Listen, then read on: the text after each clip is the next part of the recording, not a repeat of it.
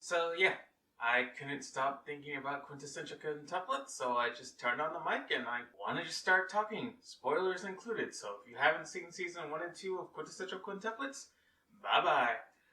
Yeah, I have no idea why the show is stuck in my head so much. It's not even a great show. Season 2 kind of approaches there, but like the first season is a very low 7, and then the second season's a decent 8. And those aren't bad or anything, but most shows around that range I don't really think about, like Ungo or Bloodsea or something. I just don't really think about them much afterwards, but for some reason, I can't stop thinking about Quintessential Quintuplets, and it's like this junk food that I keep eating and I can't help myself. There's so much to like about it, even with its flaws. All the girls are great, the music is great, the main protagonist is pretty cool too. It's just a well enough made show that isn't too special, but has enough to just kind of be something I can sit down and watch all 12 episodes of when I have had so much trouble doing that for anything, just straight in a row with no issue for a while. And I don't know, I think it's just a very, very good junk food anime. Like, it's good, and that's not meant to be an insult, it's just something I sit down, I don't really think about it much, and then I really, really love it when I watch it, and then it really kind of sticks with me because it's just very catchy. Like, all the girls are great. Miko. I fucking love Miko. I wish she was more assertive, and it's getting a little bit harder to root for her and everything, because it's just kind of hard to root for someone who's just not willing to put themselves out there. But she's really adorable, and you just really do want to root for her and for her to be happy. Itsuki, she's just an ultimate bro for the main character, and you could see him and her being a couple. Yotsuba, just so much past with the main character, and they've had some of the best scenes in the anime.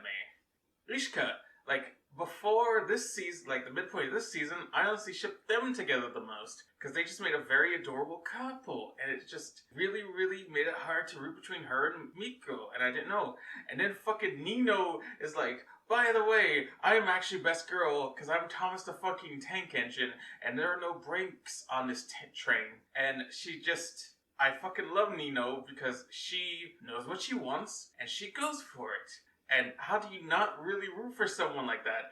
Ishika's like, oh, I better not do anything. And then she goes, well, I better just do all these underhanded tactics. Miko's like, oh, I don't know if I should tell him. I'm giving him all these things so he might like me. I'm working on proving myself before I ever actually do confess. Even though he probably knows. Itsuki is kind of the dumbest one because I don't think she fully understood that she actually does like him, and that's gonna be interesting where that goes. Yotsuba just fucking puts everybody before herself, and that's an admirable quality, but it does make it hard to root for her as much as Nino, and just all of them, and then you have these like, oh, well, I mean, maybe I don't realize it. I'm putting someone else first. Oh, can I? They do underhanded tactics. It's just, they're in all these mechanizations. And then Nero's just like, fuck it. I love you. Do you want me to wash your back? Here, let me blow a kiss to you. Oh, man, it's really hard not to fucking love Nino. And then the voice actresses just do a fucking great job. And I don't know. I just wanted to sit down and talk about the show because it's really sticking with me, even though it's not that great. Like, the animation in the first season can be god-awful. It can look so bad. And while it's good where it needs to be, it's not like the show really blows everything else out of the water. It's just solid when it's good on the animation part. The music is solid too, and like, the main character is also enjoyable because he's an idiot, but he's also really smart, and he's also going through some changes, and he's not just this blank slate protagonist you put yourself on.